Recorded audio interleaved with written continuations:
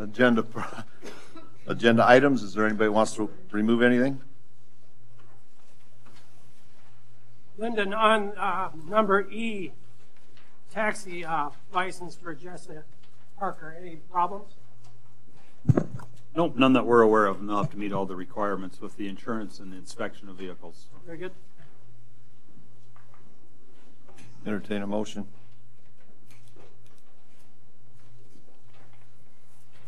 Motion approved. Motion by Mr. Barrington, second by Mr. Allen. Further discussion?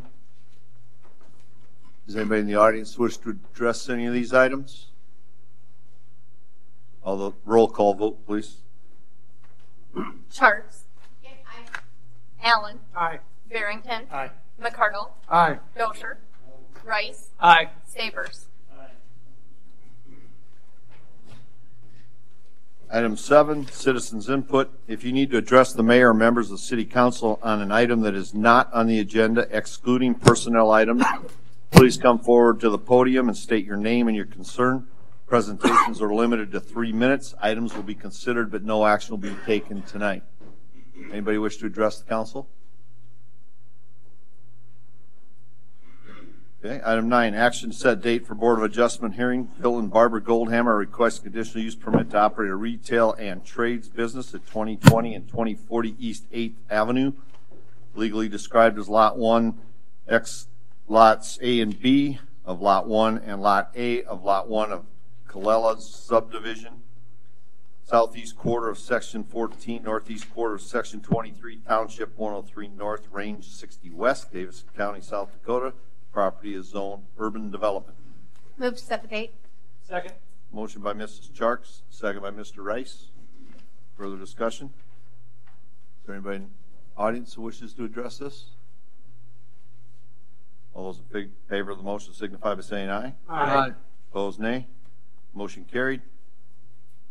Number 10, action to set date for Board of Adjustment hearing 11/19/2018, Rosewood Court Assisted Living at 2101 North Sanborn Boulevard, legally described as the north 237.8 feet, except the west 468.8 feet of Lot F.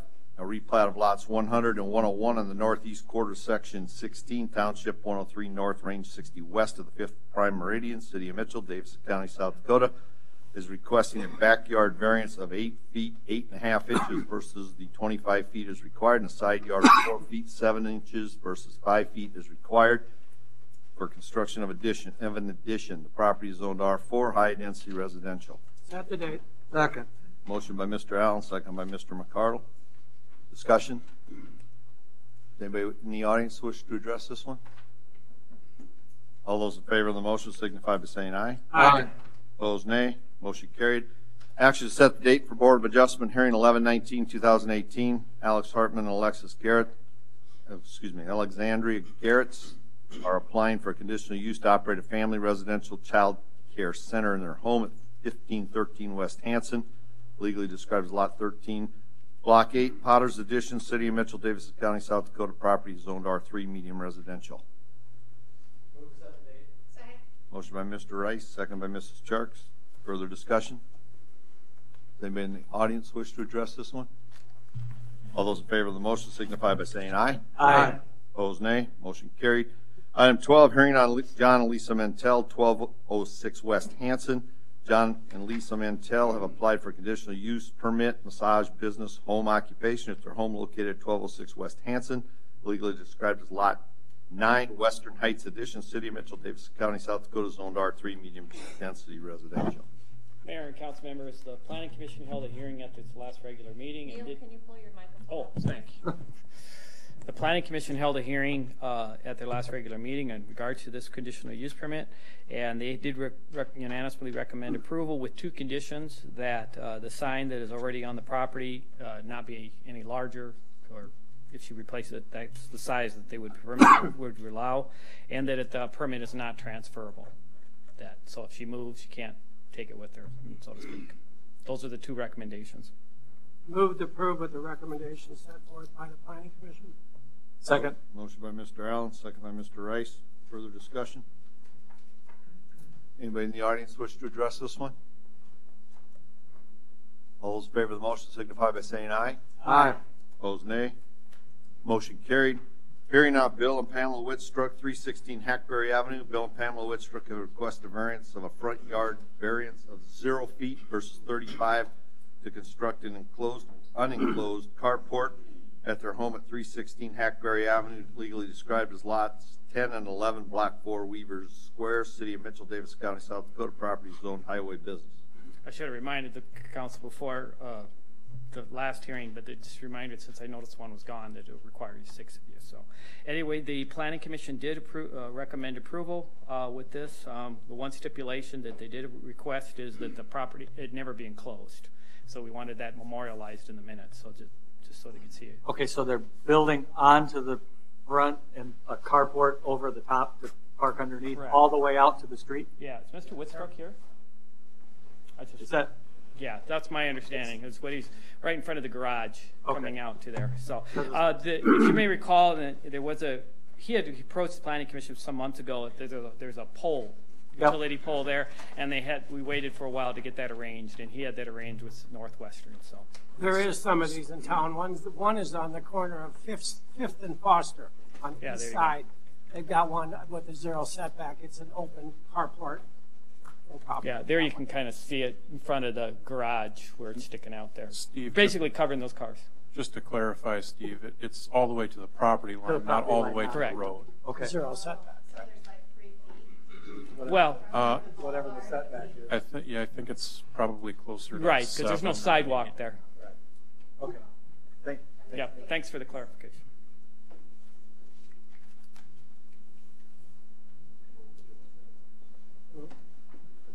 What, Martin? Oh, they're in trouble now, no side. I'll move to approve the front yard variance in item 13. Did you Motion want by Mr. Rice, Oh, second with the it not being enclosed? Yeah, not being enclosed, or with the notes from the by Planning Commission included as part of the motion. Thank you. Motion by Mr. Rice, second by Mr. Barrington. Further discussion? Anybody in the audience wish to address this one? All those in favor of the motion signify by saying aye. Aye. Opposed, nay. Motion carried. Entertain a motion for the Board of Adjustment to adjourn and reconvene in the regular session. So moved. Second. Motion by Mr. Allen, second by Mr. Cardle. Further discussion? All those in favor of the motion signify by saying aye. Aye. Opposed, nay. Motion carried. Item 15, first reading of ordinance number O-2018-13, an ordinance of the City of Mitchell that changes the zoning district classification of real property legally described as lots 1, 2, 3, 4, 13, 14, and the north 200 feet of the alley, all in Block 24, Raleigh, 2nd Edition, City of Mitchell, Davis County, South Dakota, from R2 Single Family Residential to TWC Transportation Warehouse and Commercial District. Again, the Planning Commission did hold a hearing on this request at their last regular meeting, and you can probably see there's a lot of notes in the minutes, and there's various exhibits as well. But the Planning Commission's there was a motion to recommend approval, and that motion was lost on a 3-2 vote. So I see the applicant is here, and my guess is there may be other interested parties who wish to comment on that. So I'll just let them do their thing, and if I stand ready for any questions that you may have. And can we just start by, can you just tell us why the Planning and Zoning Commission voted no? Well, obviously they didn't I mean, did recommend they it. give reasons? Well, there's, they give like I reasons? said, some of the minutes probably speak for themselves. I wasn't there. Okay. Yeah, that was their opinion, so not to recommend it. So. Well, 3-2, I should say. And I will let the applicant do his thing and go from there. Is there anybody wishing to speak to it? Mr. Besher? When you come up, please state your name.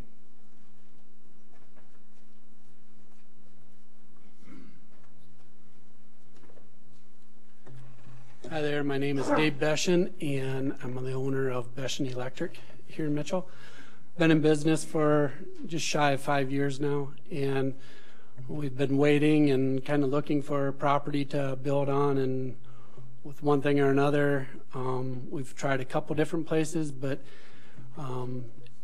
nothing really worked. So we did get an opportunity to buy this piece of property over here. with the condition that it was rezoned. And, you know, the logistics of the place, we kind of chose, one was because we kind of felt as though this piece of property kind of finished off that street as far as in our opinion, it was pretty much a commercial street. And you start at the one end and it's a trucking company, and you move up a little further and it's that Lucid Gunstock, and then there's a couple apartment buildings, which in my opinion, if you're an owner of those apartments, to me, I would consider that a business to myself. So, and then you move up a little bit further and there's a substation, and then we have a vacant lot. And then right across the road is commercial ground right there, which Mr. Robidoux at the time was not willing to part with, but he was willing to sell me this piece of property by the substation. The piece of property is obviously never been built on, and I don't think anybody would ever build a house there with the thought of the substation being right there. It's not a real pleasable or, you know, a nice looking thing to look out your window at every day. But as far as for a business there, it's a good place to put a business as far as it's high visibility, where a lot of people will see that piece of property as a business. Every day people dropping their children off for middle school, and you know the clientele changes every year, where a new batch of people are coming in every year. So for a business reasons, it was a really good place for us to, you know, look at. And we've taken into consideration of traffic, where we would like to put a driveway out onto Montana Street, and that would alleviate any danger of driving out onto Minnesota when the traffic is so heavy.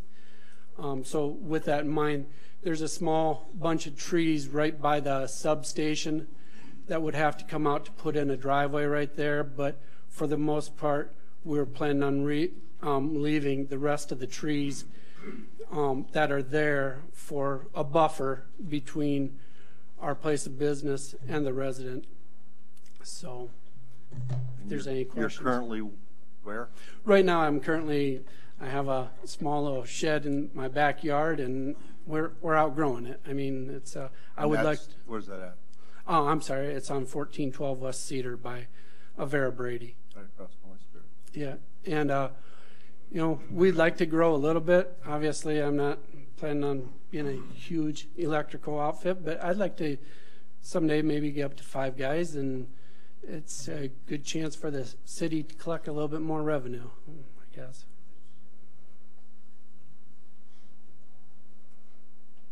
Questions of Mr. Gretchen? Do you have any plans for landscaping if you were to build? Well, I'm not much of a green thumb person, but I know my wife is, and I'm sure down the road, you know, we would have some shrubbery around the front. And I guess I haven't given landscaping a whole lot of thought as of right now, but I do know one thing is the way your business looks, the way your vans look, the way that your employees, you know, look and dress is all a reflection on your company. So my intentions of keeping a nicely, you know, looking building and vehicles along there is one of my top priorities. And, you know, as much opposition as what I'm facing right now, I am looking to be a good neighbor, and there's a lot worse things that could be built there, even in the residential section, you know, if somebody else decided to go there. So I just want to make sure you're saying the driveway would go to the west behind the substation along that and exit on Montana if you built there? Well, that is one of the driveways, and you know, we would like to actually put one out onto Minnesota if we could. It would have to be down far enough so obviously we're not pulling out right there at the corner. Right at the corner. So I think when we scaled it out, it was close to 125 feet down from the sidewalk edge is where Bob Muller and I kind of laid it out. There is an alley that comes in off 7th That's Street. Is your intent to use that? No, right now, if I think there's water and sewer out onto Montana Street, and if that's the case, my intention is to leave the alley the way it is, and just to come out onto Montana Street to get the water and sewer. And really, I have no other need to be going down that alleyway. The alley is the resolution 1676 that's in our Yes. packet? Okay. It's gonna be all gravel, or would your intention would be all gravel parking lot, paved, or? Right now, it's going to be gravel. As things go and things go well, yes, maybe I can put pavement in there, but for right now, it would be gravel, yes.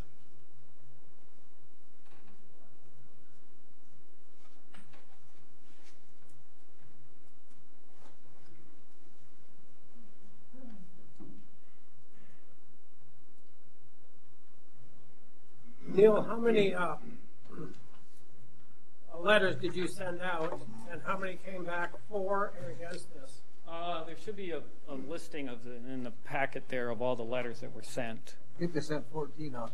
Yeah, She must have one here. yeah. That's the letters that were sent. And then you saw the ones that came back are the ones that, Is there 2 of them back there?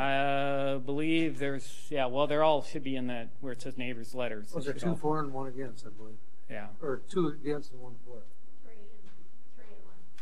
But if you don't, if they don't return it, the letter says they're Yes. assumed to Right. be for it. Yeah, there's a phrase on the bottom of the letter. There's Stadler, Contreras, and there's 2 of them. Bernice? Are there some other ones missing? I only showed 2. There might be some more in the other packet. I show LeBrecq. Caleb Breck, Contreras, and Stadler as against. Am I wrong? Go back to the main part. I think that's right. Yeah. You said it's on these neighbors. Yeah, yeah. You go. There's another neighbor 2 and neighbor 3. Okay. Yeah. So there's 2 there. 3.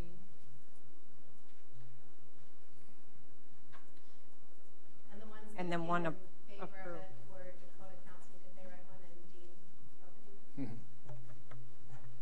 Mr. Mayor, this morning I just missed your first Monday with the mayor a little bit, but I caught you at the end and you were explaining a little bit about the history of how this was residential and why it's not commercial or TWC. Well, You sort of read- I asked Neil to do a little research into this. Back when I went to junior high there, that was a railroad track on 8th Street.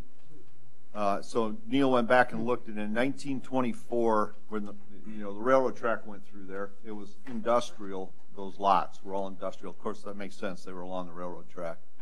In 1959, they were still industrial, and then in 1975-ish, we're not From somewhere in 100% there, sure yeah. when that happened, but it changed to residential. I'm not sure why it went to R2 versus R4, and I'm not sure if the apartments were originally R4. No, the 2 are newer. The one with the townhouse that was rezoned from R2 to R4 when they did the construction, and I believe also the ones that are further down also did the same thing. They all were rezoned when they, Right. whatever they were built. They were built before I came here. So, We but weren't. looking back, I believe they were rezoned for prior to construction. Right, we couldn't find exactly why they were rezoned as Right. such. Of course, the railroad went all the way through town and served what was then Abbott Labs or Chicago Northwestern Baby. went all the way Right. to Riverside. Yep, I unloaded many cars. on correct. Toshiba was on the railroad at one time too. So, that's a little bit of history from that. Back, I'm not sure when the railroad left. I think it was in the 80s, and it was reverted back and became a city street. So. So we're looking at what, 2 for? There was, in the packet, there was 3 that opposed and 1 in favor, right? Isn't that what you said, Susan? 3 opposed. Yeah. 3 opposed, so that's 3 opposed, which is a no, and 11, which would be a yes. Yes. That's what it would be. I have a question. Is this shop building 1 story high? Yes, it is 1 story. Yes, 80 by 50, 1 story,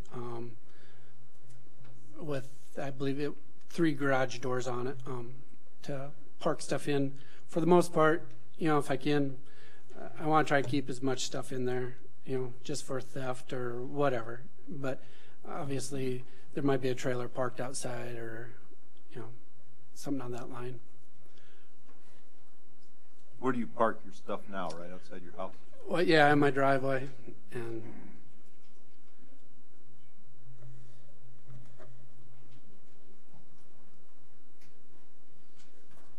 Is there others that want to address this? I have one more question. Linda, do you have any traffic concerns with that driveway on Minnesota or? So this would be low volume traffic, right? yes, Will you have a retail store in the front? Or? no. Okay. For the most part, as it is right now, I have 1 truck come out of Sioux Falls. If I have a truck from Sioux Falls, it's maybe once to twice a month. Otherwise, my main supply house is here in Mitchell, and for the most part, we pick it up there. Okay. And so right How now I about have 2 employees. fencing? Were you planning on any fencing? As of this time, not right now. I don't know if I need, you know, as it warrants, I would put up a fence if I needed to. If you would, I'd recommend chain link there, Okay. so that pedestrians can be viewed at all times approaching while you're exiting that driveway. Okay, yep. Your thought though, Linda, is you don't prefer a fence if we don't want it, if you don't Right. have to. Yeah. Just to make sure you don't feel like you have to. He's Right. hoping you don't. Yeah. Right. But I think We're really on the corner. there'd be a lot less traffic here than there would be like at the hockey arena right on the other side of the school. I mean, this would be pretty low volume. If I was to put in a fence, chances are it would be on the back side of the building, between the building and the substation.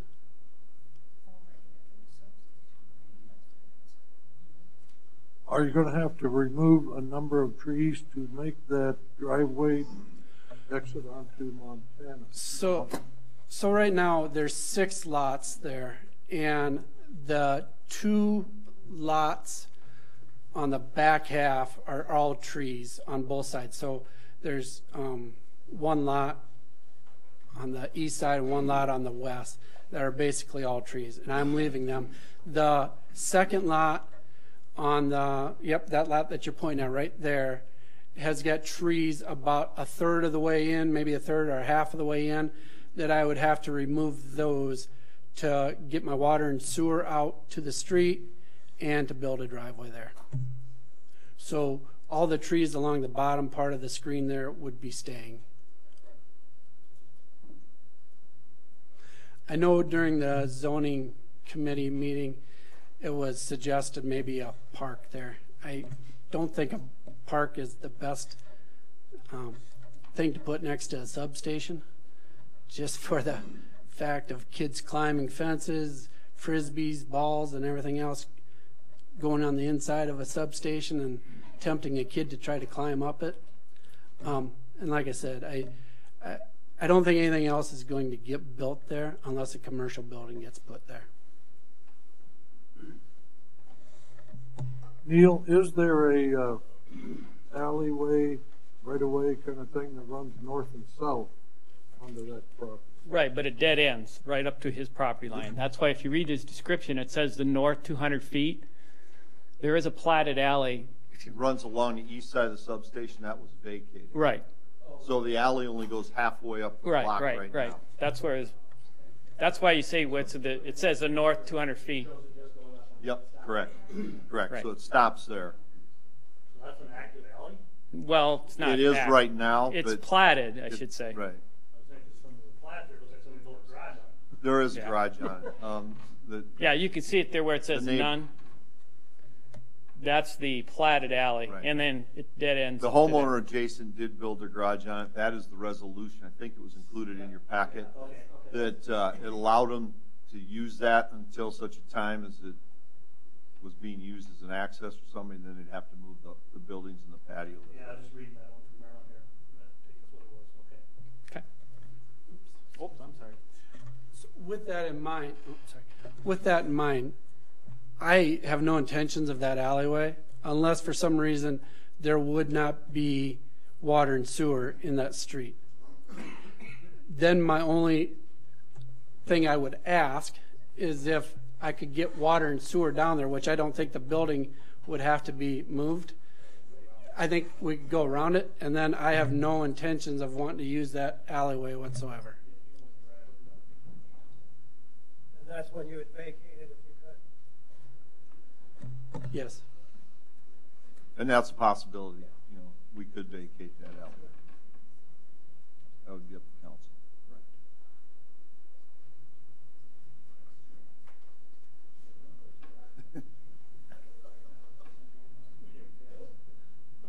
Well, I imagine it was maintained because the lower lot gives it access. That's the only reason I could see it.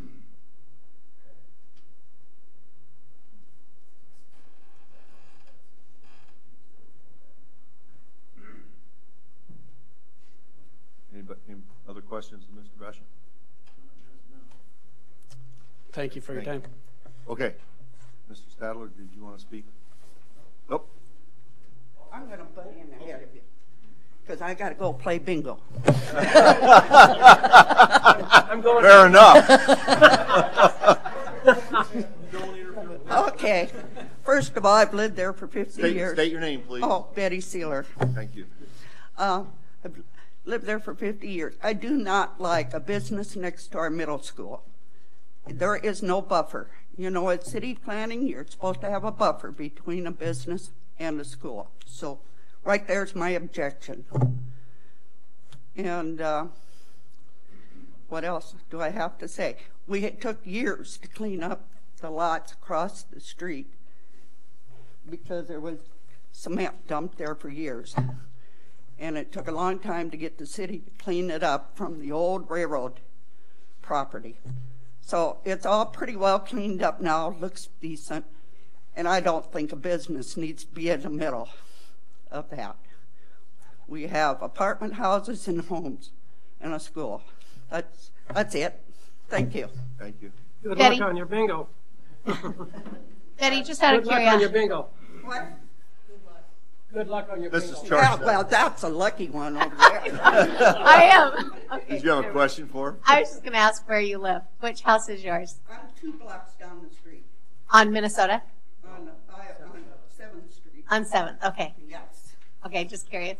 So, Have yeah, fun. and it's a madhouse when it's full, opening or closing. So, I don't think a business needs to go there. There's plenty other places. Dave, I know Dave. He's a good kid. Thank you. Mr. Stadler. I think before I stand up there, is there anybody else that's got a bingo game to go? Okay. Come on, bring your photos up, pictures up. There's one point that I want to State your name. Oh, I'm sorry. Forgive me.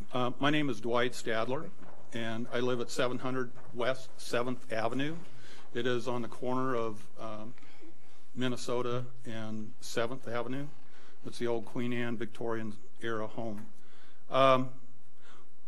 Before I get into what I was going to talk about, one of the things that I heard you address was these letters and the statement at the bottom, no response will indicate approval. And I would say I have to object to that. They're mailed out in this. There's not any objective written evidence that the owner ever received them, opened, read, or has made any decisions on them. And there's no evidence, or unless you've got mind reading capability, you don't know whether the owner approves or not. And it really wouldn't matter if that said no response will indicate disapproval. Either way, these letters not received back is not a vote. It really is not a vote one way or the other. And the only thing I submit that you can count is objective evidence, which are the ones you've received. You can't mind read to tell what those that haven't submitted them.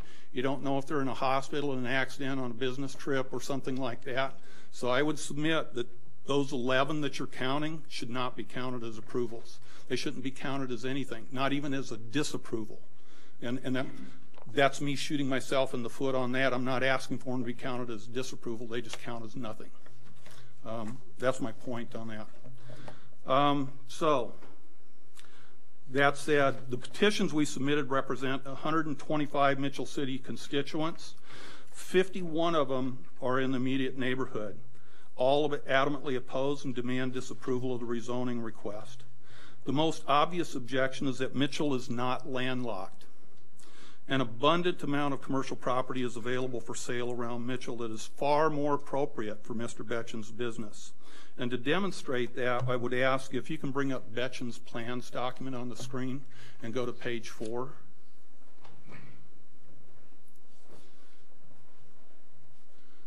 Okay, right there. And so what I have here is 2 pictures, if you can hold them up. This is a commercial property that's on the west side of the Highway 37 bypass. And if you look at this one, it'll say build to suit. And one of the key things is you look at the structure of these buildings that are on these lots, and they're the exact same type that Mr. Betchen is proposing to build. You look at that drawing up there, same concept.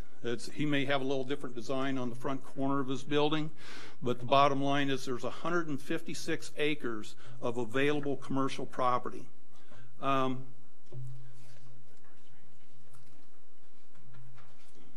So when Mr. Betchen, if this gets approved, that's what we're going to see in our neighborhood. And you asked about the grounds for what he's proposing. Gravel lot, there's some concrete. You'll notice in this one there's a lot of vehicles around there. You'll see some equipment stashed on the sides of these buildings. In this one, it's not in that one so much. There's some vehicles around it. There was a trailer somewhere in there, but there's equipment around there, a lot of vehicles.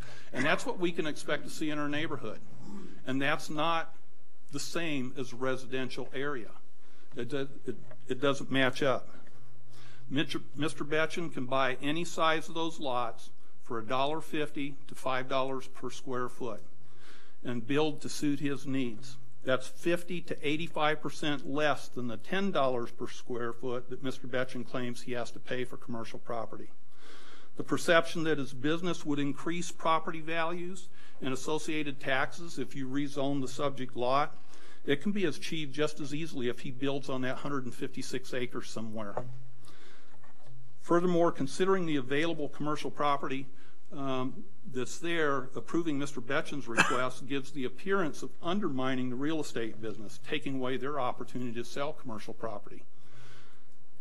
That said, the following excerpts are directly from the City Code. Title 10, Chapter 1, Paragraph 1, Intent and Purpose of Zoning Regulations states, quote, "The Mitchell City Council deems it necessary to protect the total environment of the community and its inhabitants, to conserve the value of buildings and property, and encourage the most appropriate use of land throughout the city and with its zoning jurisdiction.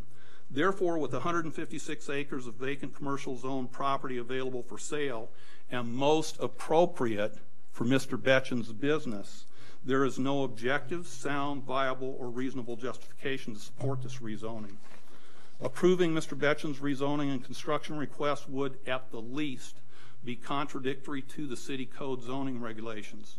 And therefore, I submit, will one person's wants supersede the voice of 125 constituents that have signed the petitions against this, 51 of them from the immediate neighborhood? And finally, who among you is willing to have, buy, or live next door to an industrial commercial business? We believe none of you would. And our question then is, why would you impose that on us? Subject to your questions, this concludes my presentation.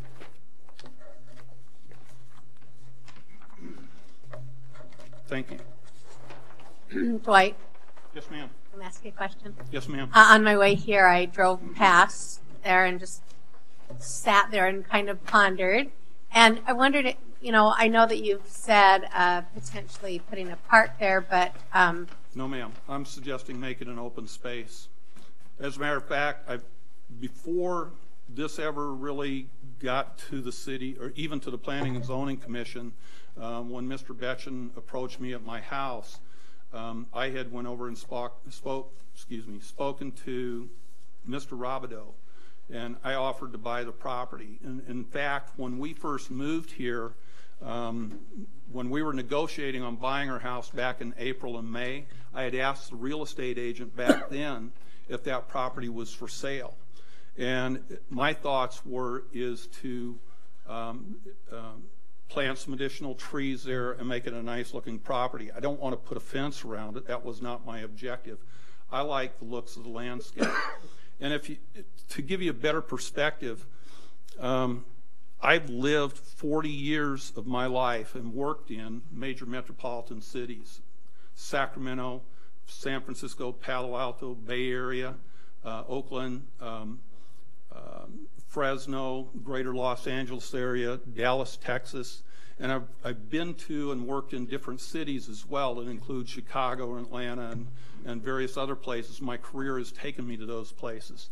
And one of the things that you'll find in those major metropolitan areas is there are neighbors, there are neighborhoods and individuals that would kill to have green space. You can drive for 65 miles east of Los Angeles on Interstate 10 and you don't see any green space. All you see is city. And from my perspective, in this area, you are blessed with beauty of green space. And once you lose it, you're not going to get it back. And the thing is with Mr. Betchen's business, I don't have any animosity towards Mr. Betchen. I applaud him for growing and expanding his business. I think it's great. It's just that business does not belong in this location. It's not congruent with the residential area. And I'm sorry if I yammered on, and I don't know if I answered your question, but that's a little bit of background. What else did you need to know? That was the exact question that I had, so thank you. Okay. Anything else? Other questions, comments, concerns? Is there anybody else that wishes to speak? Come on up.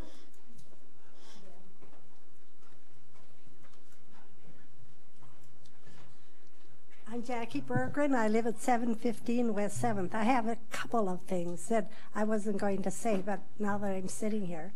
The first thing is, I live right across the street from where Montana, is that the street that comes from the middle school?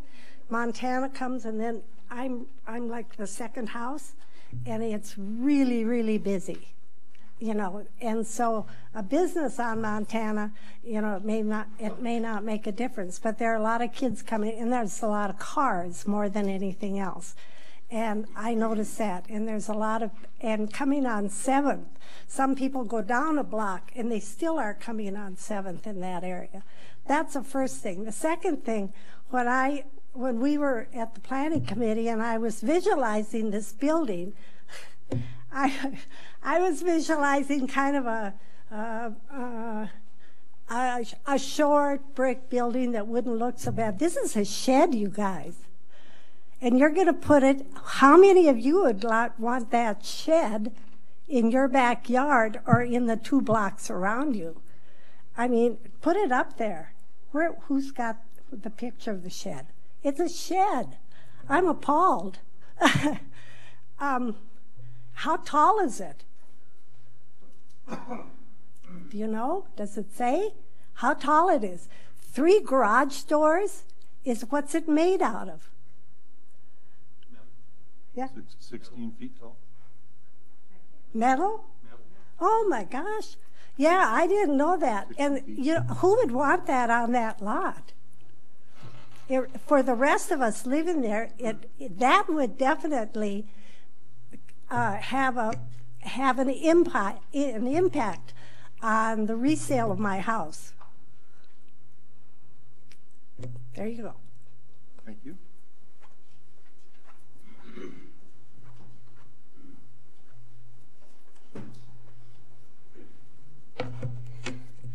Good evening. I am Janelle Contreras. I live at 710 West 7th, which is directly south and immediately next to the property Mr. Betchen is seeking to rezone. As a long-term taxpayer, Mitchell has an obligation to help maintain the continuity of the neighborhood and our lifestyle. I moved to Mitchell with my husband in the late 90s. By the spring of '99, we selected a quiet mid-city neighborhood to raise our children. Through my house, I have invested our wealth as a family in Mitchell.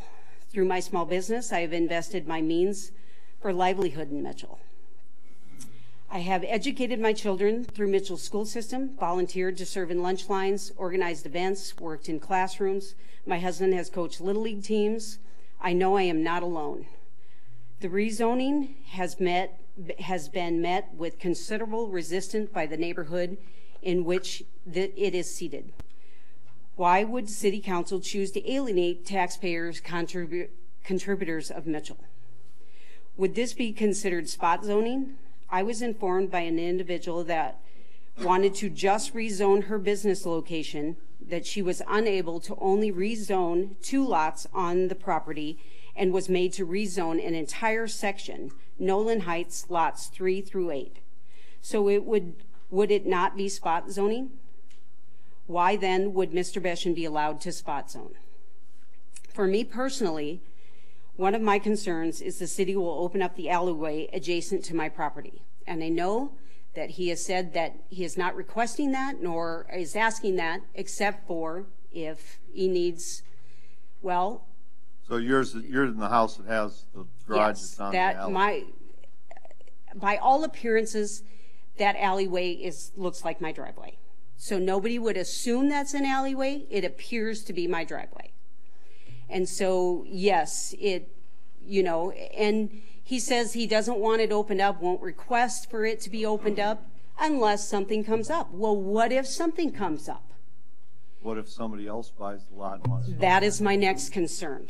Because you he's still talking move your about garage then, if that's the case. He's talking about growing his business, that this is a good location to grow his business, and so he is wanting to expand his business, which is going to create more traffic. And another question that hasn't been addressed is, for him saying that he doesn't have any retail business, nobody would be coming on the lot. Why does he have 6 parking spaces for retail? It's in the front of the property. And he's got like 8 of them or so behind the property with 3 employees. Why do you need that many parking spaces? To me, that shows someone that's anticipating growing their business. And so this is not going to stay like this. So the resolution 1676 basically states, if the city of Mitchell or its governing body determines the alley and abatement of encroachment is needed, we will be responsible for the cost to remove and relocate the encroachment. I have consulted with a contractor and was informed it would cost me at least $23,000 to rebuild my garage and $4,500 to replace the cement patio and fence, which encroach on the alleyway by almost 3 feet. When we bought the property almost 20 years ago, we were told and believed we were grandfathered in, so we were never to be concerned. I have maintained this property for all the 20 years I've lived there. No one's ever come and added gravel to it. No one's ever removed snow or clipped the grass around it, whatever. Nobody has ever done that. I have done that the entire 20 years I have lived there. My neighbor on the east side, Mr. and Mrs. Sadler, on the east side of the alleyway would also incur tremendous expense, having to replace his fence and remove the trees that encroach on the alleyway also. There was no mention to them in their real estate purchase that such an encroachment exists. Another concern with opening up the alleyway is it would expose my entire property to the traffic that would flow through there. So this alley is not behind my house like most people's are.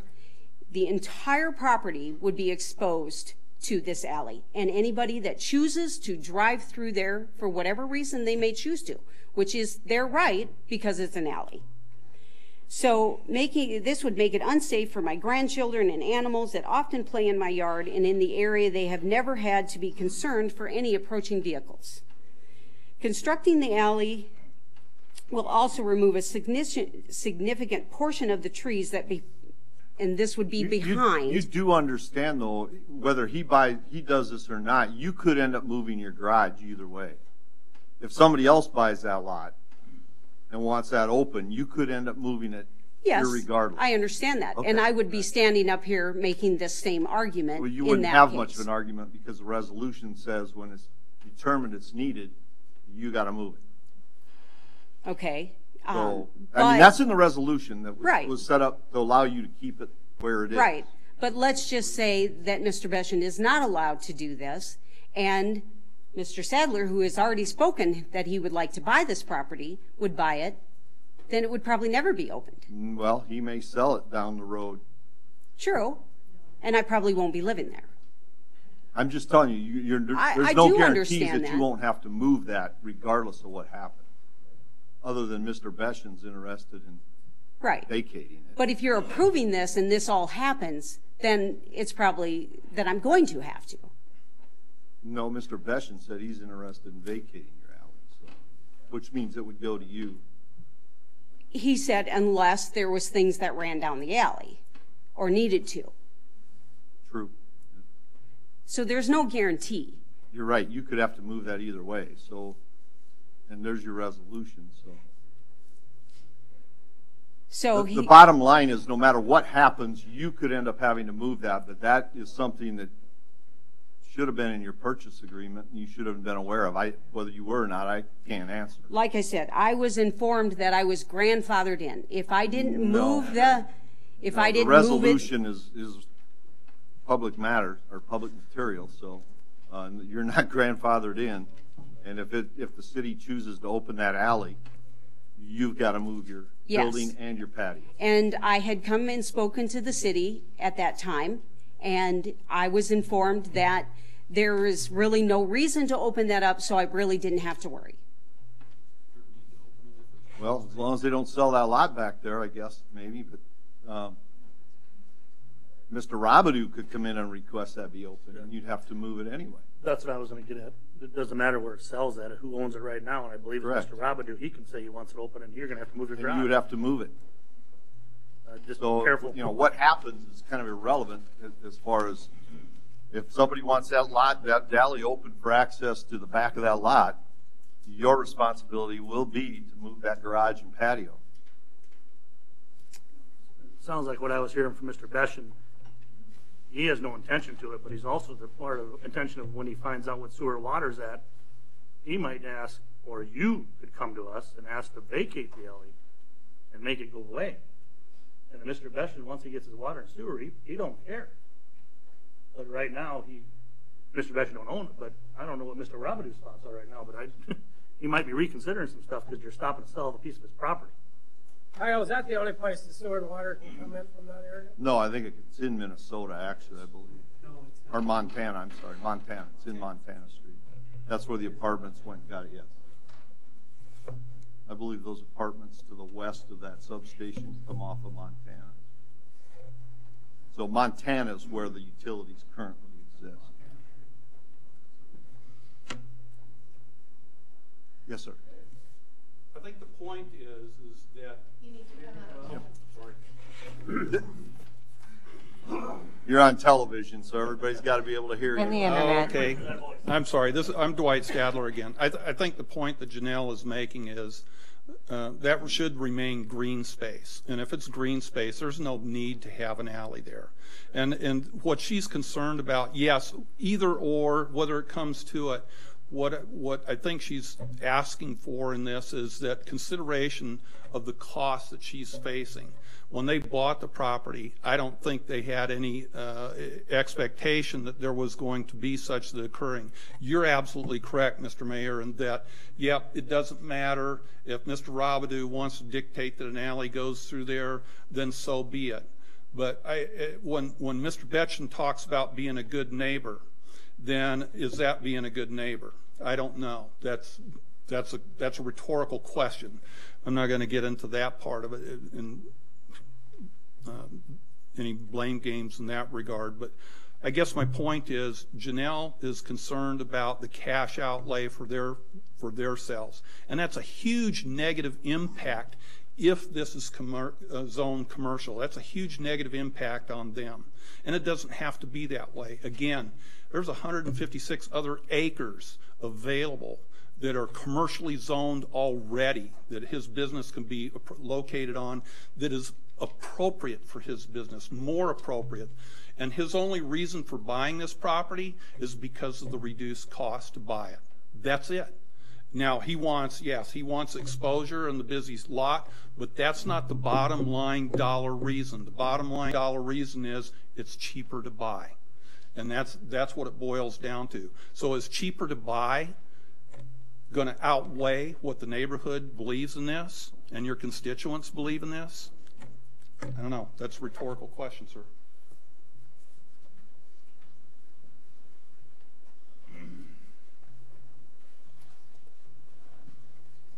Sure. Hi guys, my name's Nicholas Ragzo. I also live at 700 West 7th Street. I had a speech written for all this, and to be honest with you, it's null and void at this point. A lot of what I had to say has been said. What I will address is this.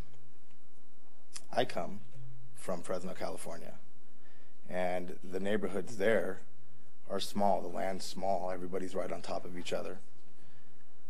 The things that are happening, that could be happening, that we're talking about here, could possibly turn our beautiful home that we moved 10,000, how many thousands of miles did we move? 1,800. Okay, that many thousands of miles, which felt like a million, into an island if they put an alley down that way. And yeah, you're saying Mr. Betcham would vacate it, right? And that would be great if this comes to fruition, that he winds up getting his way or whatever. That would be a good thing. But as it stands right now, the green space that's there is what makes this area of town look so gorgeous. I sat out on my porch today and watched 15 cars from south to north and 15 cars from north to south on 7th Street or along Minnesota, and I watched about 5 coming up our street, which would be west to east, yeah, and then and east to west, same directions, all 4 corners of stop sign, cars lined up, exactly where the driveway that he wants to put out on Minnesota. The traffic there is not low. That's one of the busiest streets in town, which we didn't know when we were moving up here that that's what we were moving to. And everybody in the town seems to go by there. So the things about him putting driveways there and whatnot and not putting a fence up and the gravel roads, why is this area the best choice for that? And if it's all about the dollar, if there's 156 acres from $1.50 to $5.50 a lot, or an acre, or whatever the exact standards are, I have them here, but you've heard them 4 or 5 times. Why is that not being considered over this? You know, and my father-in-law did try to buy that property with full intentions of just keeping it green space and keeping it up. When I do the lawns, when I mow part of that property, you know, the part directly behind our home. It just seems like everybody's looking at it from different angles, but nobody's looking at it for what it is right now. It's a beautiful green lot with gorgeous trees. And yes, there is a substation, but that doesn't mean that nobody would build there. Down the road, 15 years, whatever happens, but if I wanted to build a house on that property and further the neighborhood out, nobody can say what anybody is or isn't going to do there. But yet, it just seems like everything that's being said about reasons why it's such a good thing is because, well, I won't do this right now, and I'm not planning on expanding, but yet you're expanding now. And every business owner wants to expand their business. I mean, that's the whole point of it. You don't just stay locked in at one place and say, oh, this is all the money I ever want to make doing this. You get more guys, more trucks, more things. You're talking about gravel roads with trucks kicking up rocks. We have dogs, so now our dogs are going to be constantly just going at every truck that goes through there. Or what about the fact that I've worked in the commercial businesses my whole life? Shipments are shipments. It doesn't matter if you get 1 or 2 a month. That's a semi-truck load. And you have skid loaders unloading those or forklifts unloading those. You have the trash from those loads. What kind of trash bins is he going to have on his property? Is that going to be a separate pickup from the normal trash pickup because they're going to be bins instead of the 55 or whatever gallon trash cans that we have as city as residential trash cans? So how much more traffic is that going to add to it? There's never a part of that day where it's just quiet. There's always cars there at some point, traffic going through. We have construction. What's the street that the construction is going to be on? Sanborn. When Sanborn hits, it's going to be 10,000 times worse right there in that area. And when other things like that come up, that's a diverted road. That's where everybody's going to go to get around. You know, you go straight out to Havens off that road. It's a direct, Even the police officers and the sheriffs use that road for their travel through town. I watch them every day. I'm getting to know the squad cars, waving at them every day. I really just hope that you guys understand when you do make your decision that we're not coming in here and fighting this because we just don't want it there. It's not about right now, it's about the future. Like, if this happens now, 15 years down the road, Betcham sells his property and somebody else moves in, then they can do what they want to do with it, and so on and so on and so on. When is it actually going to stop? And the residential stuff, if you look at that map and you go down, it's the power station, which there's nothing we can do about the power station. We need the power station. There, it serves a purpose. And you go down, there's apartment buildings and so on and so on and so on. But the other commercial buildings that are on that street don't look anything like his. They're not giant metal buildings with giant garage doors. They're not traffic. They're small businesses that look mostly like homes until you get farther down, all the way to the end, closer to 37. I have 2 girls. The last thing I want to worry about them is running outside and having an alley next to us, something happen, them get hit by a truck or a commercial vehicle. You know, we moved here from a big city. My kids couldn't play out front or in the back for 2 reasons. Out front was crime, out back was air quality. First day we got to Mitchell with my 9-year-old, we opened the front door and said, go play. It was amazing. But this could take that away. So I'm thank you for your time. I really don't have much else to say. Thank you. Is there anybody else who wishes to address the council?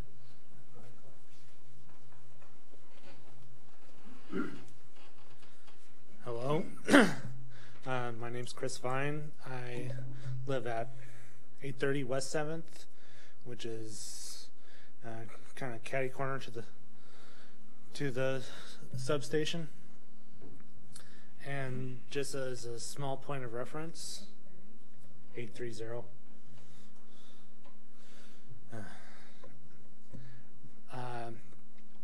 There's really a lot of kids in my neighborhood.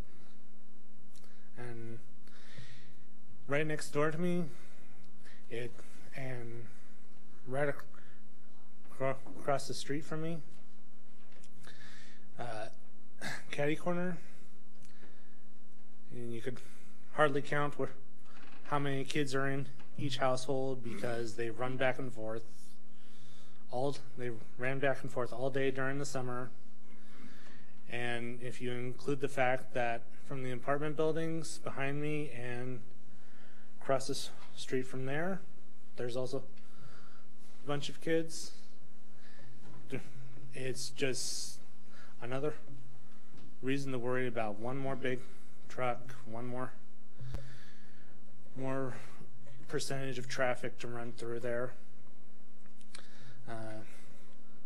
Lately I've been doing a lot of work on my house. I'm done everything from plumbing work to now currently putting new siding, and that alone have about 5 or 6 more cars parked on my little 1/3 acre corner of a property all day.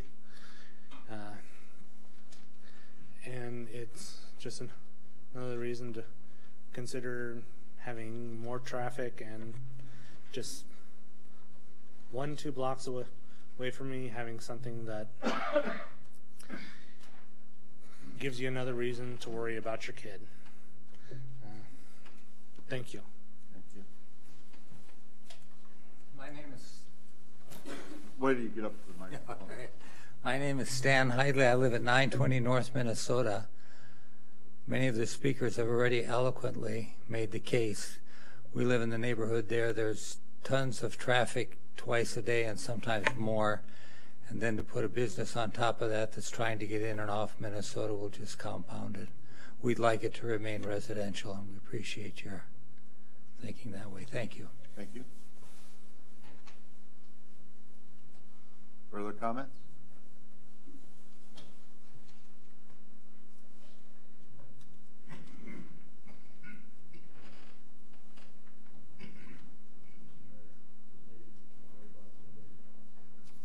Dave, do you have anything further to say?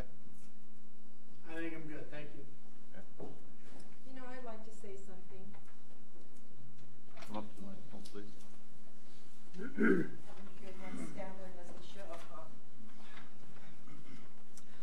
I'm Barbara Stadler. I live at 700 West 7th Street. The awkward piece of property, you've all seen it, it's an awkward little piece of property there that Mr. Betchen wants to put his business on, I think is already too small for his business. Obviously, it's too small for his own yard, so therefore he wants to come over to ours. And I mean that very respectfully. According to the city code, you know, the Title 10, Chapter 5, there are other purposes that can be put on, things that can be put on that property. There are 11 conditional uses, and there's 3 permitted uses for that. It doesn't necessarily have to be a house. It doesn't have to be a building. What we're proposing, which is what it is now, if Mr. Rabideau will cooperate if this does not go through, is to keep it as a green space. As was said before, there's a city code that you need a buffer. I wasn't aware of that, but that's excellent. Between the schools and businesses in that area, that would be the buffer. If we were able to maintain it, or if anyone else is, or Mr. Rabideau would leave it, we would keep it as a green space. That is permitted under the city code on that. The letters that went out, not everyone received them. They don't know what they are. You put them in, get an envelope, they don't get it. It's unfortunate that that happened. But we did get 125 residents to sign on the petition that they were not in favor of that. 51 living within the immediate neighborhood spoke with each person, explaining everything, not putting down Mr. Betchen on his business per se, but exactly what was going on and what would happen with it. The green space is now going to be dirt and gravel. With him, no fence per se. That creates a dirty air and atmosphere, dirt in everyone's home. And you don't know what's going to go on for that. And when he does outgrow it, which he probably will, we don't know what it'll sell it, who will take it over from that.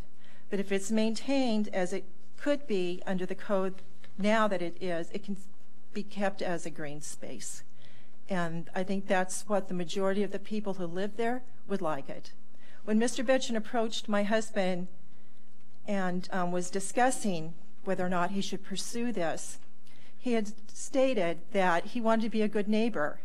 And if he met opposition in the neighborhood, he would drop it. Apparently, 51 people in the neighborhood don't count.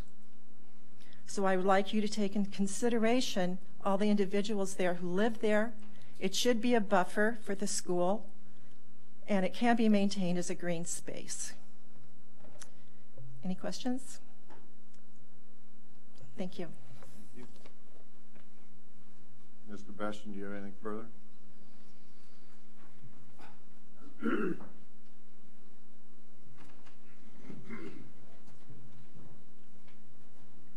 Just real quickly, for the most part, I guess I don't remember anything about saying I'd drop it. They did call me the one night and asked me if I would drop the thought of moving forward with this. And I said, well, I do have a purchase agreement with Mr. Rabideau. I said, so unless it does not rezone, I am going to buy this piece of property. I know that they have 51 people or 160, whatever it is, people that signed it. Obviously, though, they're not among the 14 or 15 that were sent letters to. And I can respect that they got these people to sign these letters, but it's not much different than if someone's building a hog confinement in southern Davidson County and they come into Mitchell and say, hey, what do you think about this? Would you sign this petition? The letters were sent out to the immediate neighbors, and I guess that's all I have to say about that. Thank you.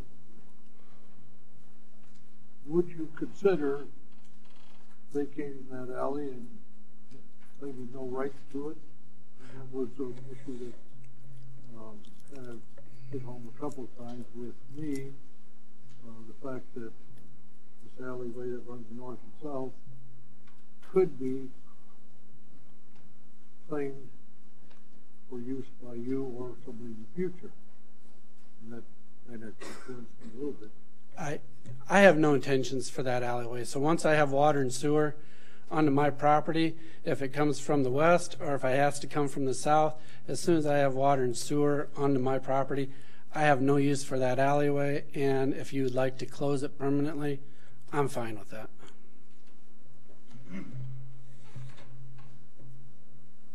Other questions? Thank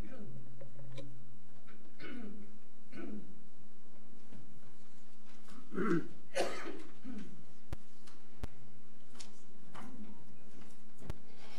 One thing I'd like to rebut on that is that he said that not many people had sent in those letters that live in the neighborhood. Nobody to the south of me was sent a letter. Nobody down 8th Street, and several people that are here weren't even sent a letter. So there wasn't a lot of letters up there that I feel are mostly directly going to be affected. I mean, there's like an apartment complex, so Dakota Counseling was one that sent it in. They don't live there. It's an apartment complex they own. Well, but they are neighbors to them, and a lot of the signatures. And I agree. A lot of the signatures on your petition don't live there either. So, But- Neil, could you speak to how the letters go out, please? We'll find out. He'll tell you exactly how they choose. I know how I've dealt with it. I know I had to. I talked to. Maybe okay. maybe other people would like to know. Okay. Yeah, the code requires that everybody within 150 feet, or excuse me, 140 feet, excluding roads and alleys, receive a letter from us. And the letter basically is, like you see it, is to whom it may concern. It's just to notify them of the respective dates of the hearing. And so that's what the code requires. But also we do is we put a notice in the legal newspaper as well. So, but yeah, the code just says within 140 feet, excluding the roads and alleys. So that's basically, we just kind of go, so if you have a 150-foot lot, you don't go across the, so that's how it comes across. So that's why you had your school, Northwestern, and there. But we don't count the road and the alleys. Is there a sign posted on the property? I would assume that Young's posted one, yeah. Yep. How soon do those letters go out? They go out at least 10 days in advance of the Planning Commission meeting and no less than 15 days. They go before the Planning Commission meeting. And then on it has the 3 dates on there. So, yeah, actually, there's a sample of the letter. One of the letters, you can see what it says on the. Yeah, there. Yeah, that's when it went out. When they received them, I can't say, but that's when they were mailed. While you're up there across the street on Minnesota, the metal building, what I call it, across right there. That one. Yeah. Used to be a car. TWC there. And you're going to be talking about that momentarily in the next issue. So there's a zoning map, I believe, on the other one. So you're going to be coming across. That kitty corner is what allows it to be contiguous. Yeah, that one's zoned TWC right now. Which one is? That The white four garage thing right there, yes. I believe That, that's TWC along as Minnesota, well. that's a privately owned, correct? Yeah, and I believe that's TWC as well. When you get to the other issue, there's a zoning map on that. Yeah, go to the zoning map on the second to the last one there. This is a little further over, but you can kind of see. Yep. Get up there, Neil, and point with the pointer so we can see. Point where we're starting out with the zoning, what they're requesting now. These are the 4 lots which Mr. Besson is looking at, and these are the 2 other lots. These are the 6. This is where the substation is. This is anything that's red is TWC on this side. So this would be that one building you were just. What is that? What about this one here? That one's not. Is that? Well, Let me get the place. So I know where I am.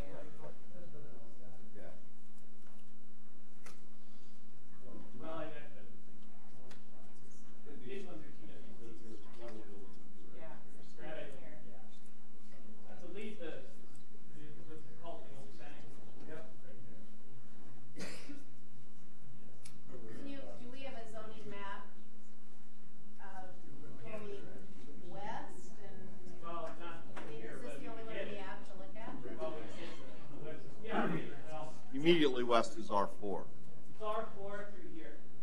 Until you get to the Lucid, the CWC, and then you also, that one building that's just newly constructed. Mahoney Truck. Yeah, way, it's right on the end. Yeah, that's something that we could rezone, I don't know, a year or so ago.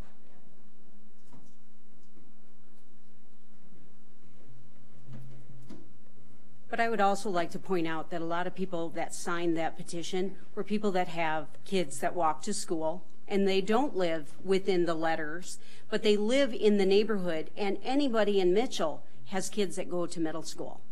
So I think they all should have a voice. Thank you. One quick thing, Nicholas Ragsdale. When we went to get the signatures, because I put in footwork too, my daughters went with me as well, we gave them all the information. So it wasn't just a letter stating that this is a planned proposal to rezone. We gave them all of the information. Included on the information was pictures of the property that is also west of 36 that could be used for this, so that they saw the options, what was there. It wasn't just, hey, sign this for us. It was, here you go, here's a packet of information that we put together. Think about it if you don't feel like signing now. And people came to our home after reading the information and said, I don't want this in my neighborhood. So it wasn't as simple as knocking on doors and saying, hey, would you sign this? And someone signed to get rid of us. Some people would said, let me look it over and then I'll get back to you. Because everybody knows where our house is, you know. The whole town seems to know where that house is for some reason. So I just wanted to make sure you guys understood. It wasn't just we're selling cookies and then they buy a box to get rid of you. You know what I mean? It was, here's your options. This is what's happening. You decide. Thank you. Thank you.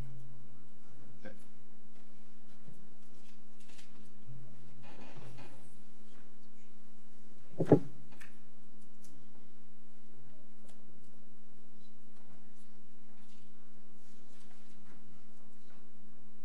Is that all the testimony then? Okay, council. Further discussion and entertain a motion. I'll make a motion to put it, we've heard a lot of stuff tonight. I think we need some time to digest this, so I'd make a motion to put it on second reading so we can digest what we've all heard tonight. First reading, I mean. So there will be another reading. Yep. On this. So your motion is to put on first approval of first reading for rezoning? Yep. I'll second that. Okay, we have a motion by Mr. McCardle, second by Mr. Sabers. Now what that means is the first reading is, there will be another reading. It's not automatically into the ordinance, so. That's one thing I just want Second reading will be in 2 weeks. Reemphasize the fact that just because of the approval of the first reading does not mean second reading is approval.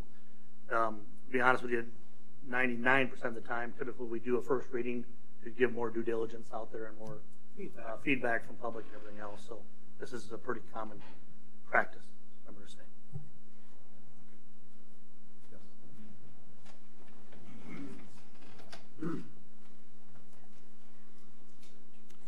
Again, I'm Dwight Stadler. Forgive me, I fell off the turnip truck yesterday, so you're approving, how does that, you're approving There's what? a first reading and a second reading. So what they're doing is approving the first reading. It will go to a second reading, and then if they approve the second reading, then there would be adoption as an ordinance. Okay, so you're just it's only in the first reading right now. Okay, so there's no vote for approval or disapproval. There's no vote for approval or disapproval. It's just they'll have a vote on the first reading, but it is not. It still has to come back for a second reading. 2 weeks from now. Okay. And Mr. Stadler, the thing that's important for you to know is that this is pretty common practice for us to approve it on first reading, because what that does is allows people to rally the troops, for lack of a better word, and if there are things that you feel are pertinent, or give you another 2 weeks to maybe if there are questions that have been brought up that you want to have answered. So this is really common. In fact, I will vote in favor of the first reading, but that doesn't necessarily mean that I'll vote that way on the second reading. But it gives us all a chance to think about it, and gives the public a chance to have one more chance for input. All right, thank you. Typically after this, the public actually knows about it now. For most of them that haven't, now they will. Okay, thank you. Thank you. All right, we have a Did you have something? We have a motion by Mr. McCardle, second by Mr. Sabers, to put it on first reading, to approve first reading. All those in favor of the motion signify by saying aye. Aye. Opposed, nay. Motion carries.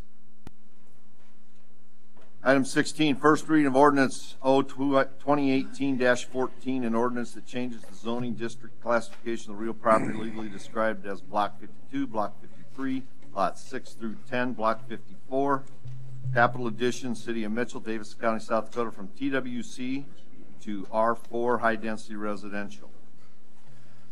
Can you pull that zoning map up? Yeah. Okay. Okay, again, the Planning Commission did hold a hearing on this request last meeting and did recommend approval with the exception of they would like to, or suggesting taking out 3 parcels. I'll back up to this a minute. Let me back up how this came about. Yeah, please. What prompted this coming up and the history of why the houses are built all on TWC. Right. Well, what happened is how this came about was we had a party, I believe it was in Block 53, came to us, and they actually, if you go to the pictometry, the houses are built north and south, even though the lots are east and west. But that came about was they were wanting to put the house up for sale. And that's how we came about, and we discovered that the property in this whole area there are zoned TWC commercial. And so the Planning Commission didn't feel it was very appropriate just to one little sliver of a lot in the middle of it. So that's how that came about. So the Planning Commission just suggested that the places where there are houses on there, because sooner or later everybody's going to have the same issue, is once you are, that is very common, is when you are borrowing money on a government-backed loan and the zoning it doesn't accommodate, then you're going to have some, it may result in some difficulty getting financing. So that's kind of how it all came about. So this happened in the last several months that somebody? Yes, somebody came in and that's how we discovered it. And so when the Planning Commission discussed it, we thought, well, the best way we would do is just to rezone them all. Block all that off. Right. So that, because we're not having the next party come in and having the same issue and the next party come in and having the same one. So that's how this came about. But you could see on the one on Block 54, the one half, they decided to leave because that's on Sanborn and it's kind of a commercial spot anyway. So that's what the request is, just 52, 53, and half of 54. Oh, okay, so all of this. Yes. All of this. And 54. Just this part. Right. And so, because that other side butts up against Sanborn. Okay, so that's kind of how this all came about. And as you can see that there was some comments regarding this. However, when the Planning Commission did take a look at this, and this kind of relates to what we just talked about at the last hearing, was these 3 parcels. Again, this one was that building. Yeah. And so that one they kind of thought, wait a minute, that should just stay the same. So you would see in a minute that they included this parcel, and this parcel, these 2, because they're actually owned by Mr. Robidoux. So the request was to leave these 3 out. Or, I mean, excuse me, the best way was to leave the 3 alone. Leave them red instead of green. But that's probably just leave these 3 alone. That was their suggestion. Right. That's where the white metal building. Right, where the metal building is, and it's actually kind of adjacent to the concrete plant and so forth. White metal building is Block 52, excluding Lot 5? Yes, and 5 is on the other side. It's that skinny lot. That makes sense? Yes. Makes sense to me.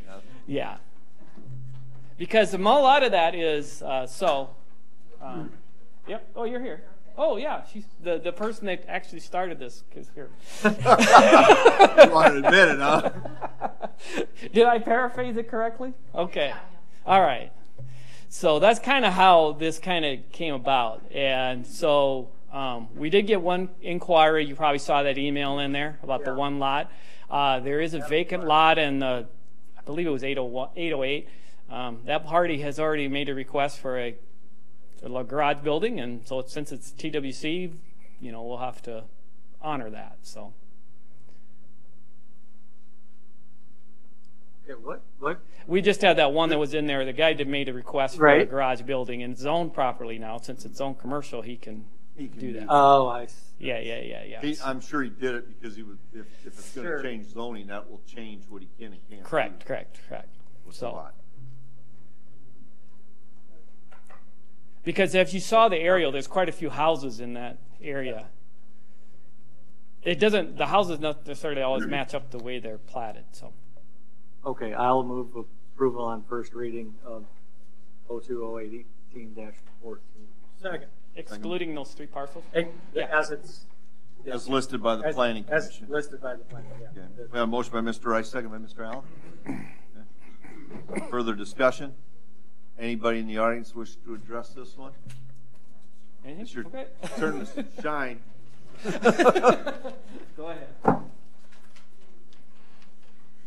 Hi, my name's Christy Pearson, and I actually own 2 properties over there. And we would like to sell one of our properties and can't get it sold without somebody getting a loan. And we are investors. I'm just thinking that if somebody wants to start with first-time home ownership, that the only way they're going to be able to come in and get a loan is if it is zoned differently.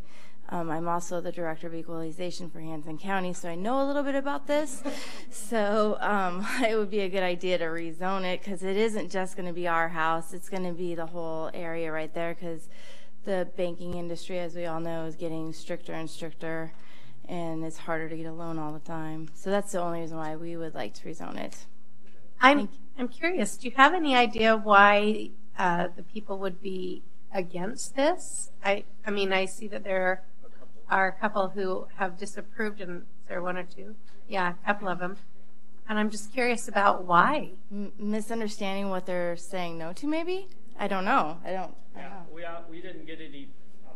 Well, yeah, they just. Nobody came to the hearing, and that's what they were wondering if there's. I did get a couple calls of people, and then I kind of explained to them the financing issue, and so it may have been after the fact or not. I don't know. But. You know, the fact that these 2 issues are in such close proximity and they are total opposites.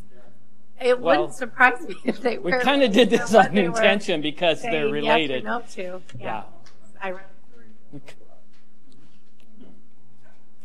We kind of did that by design since it's in the same general area, so.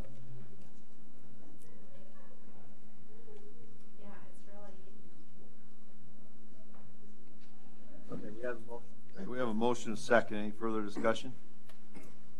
All those in favor of the motion signify by saying aye. Aye. Opposed, nay. Motion carried. Item 17, first reading on ordinance O 2018-15 supplemental appropriations.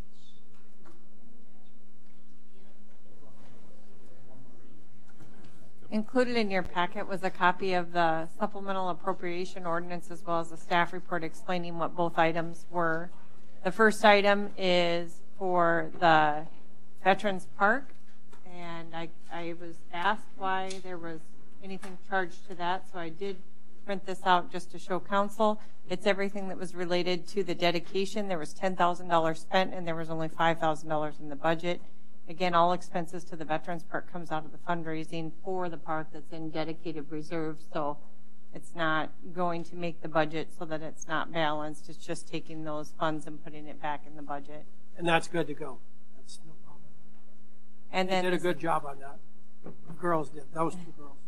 And then the second one would be the, this is the actual debt service payment for the indoor pool. When we passed the budget, we wouldn't have known what that debt service payment was going to be at that time. So we have that finalized. This is just, it's going to take the cash that's already accumulated in that debt service fund, but give the budget authority to be able to spend that. And I apologize, there are 3. The last one is the expense that occurred in the Clockworks TIF. And again, that comes from TIF proceeds. And when we first set up the TIF, the council approved a inter fund loan to fund that TIF until the revenue was coming in. Yep. And that was basically the drainage and design study for that area. Correct. I'll move approval of ordinance 2018-15 on first reading. Motion by Mrs. Chark, second by Mr. McCardle. Yeah. Further discussion? Anybody in the audience wish to address this one? All those in favor of the motion signify by saying aye. Aye. Opposed, nay. Motion carries.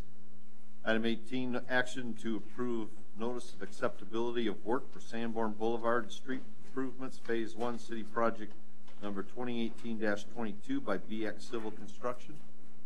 Mr. Mayor and Council, this is the agenda request for the city to accept the project, Sanborn Boulevard Phase 1, utility and street improvements. Substantial completion was accomplished in July 19, final completion in August. Record drawings were received in September, and closeout documents, release of lien in September and October. So staff recommends that the city of Mitchell accept the project. Move to approve. Motion by Mr. Allen, second by Mr. Rice. Further discussion? Sure beats the bypass, right? Anybody in the audience wish to address this one? All those in favor of the motion signify by saying aye. Aye. Opposed, nay. Motion carried. Item 19, action to award cemetery hayland lease, city project number 2019-5, 3-year lease to include haying seasons for years 2019, 2020, 2021.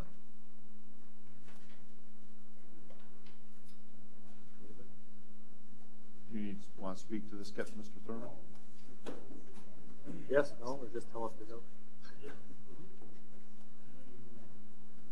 The bid was a decent price from Stevenson Farms, and I recommend award to them, the highest bidder.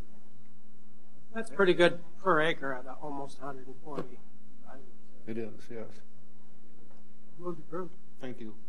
Second. Motion by Mr. Allen, second by Mr. Barrington. Further discussion? Anybody in the audience wish to address this? All those in favor of the motion signify by saying aye. Aye. Opposed, nay. Motion carried.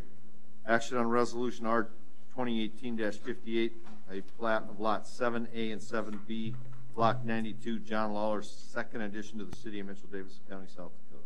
This plat was presented to the Planning Commission at their last regular meeting, and they did recommend approval. If you see the plat, it's just basically to try to clean up some encroachments. It sounds like the parties at some point maybe want to dispose of their property, and this is one way to try to rectify some encroachments. So that's why you probably saw one of this lot long ago out in, I can't think of what it was, Ridge Lane. I think there was a encroachment on there, so.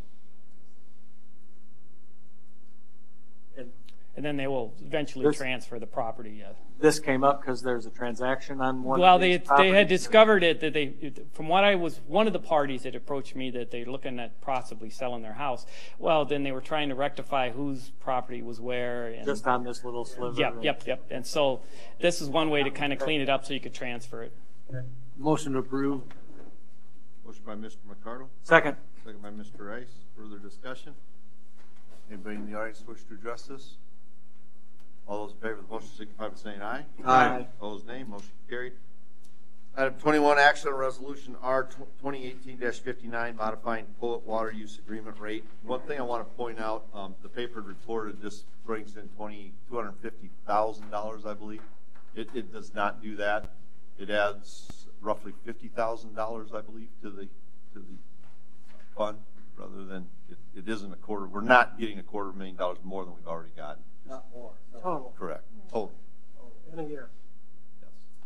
Did we set this up so that it does not take effect until January 1st? And we notified Poets in August, I believe. And there's somebody from Poet. Becky, would you want to speak, Becky? Yes, please. You want to say something? Thank you for giving me the opportunity and the heads up on this. State your name. Becky Pitts, I'm the general manager at Poet. And I have been in contact with the city as far as this. When we started, I think back in August, talking about increased rates. And I do want to acknowledge that Poet does have a contract with the city, as you're showing right there. And it is open-ended. We do acknowledge that the city does have the right to increase the rates essentially at any time. This came into effect in 2012, which lowered our rate from, I believe it was $1.39 per gallon to $1.13, because all of the infrastructure has been paid at that point, 2012, and all of the maintenance and upkeep does get done by Poet. So that $1.13, fantastic rates. That's not just what we pay for 1,000 gallons of water. I want everyone to understand that. We have many steps to make that water usable for us. First of all, shortly after we opened in 2006, and I can talk to that because I started in 2006. We put in over $1 million in extra filtration because this lake is such terrible quality. We continue to struggle with the quality, as everyone knows. It's the reason why we have the extra committees to clean up the lake. So we have another $1 million that we've spent. And then we have the filtration and the chemical cost, and that is about $2.81 per 1,000 units for us. So now we're up to $3.94 per 1,000 is what we're actually paying for this water. So with the 26-cent increase, that will be over $4.16 a gallon for us, which is quite high. What I want to say is that we run in a very, very, very low margin environment. Very low margin. We, as you know, corn prices may be down, but let me tell you what ethanol prices are right now too. Very low, very tight margins, but we've managed to keep our doors open. We employ 46 people, have never laid anyone off.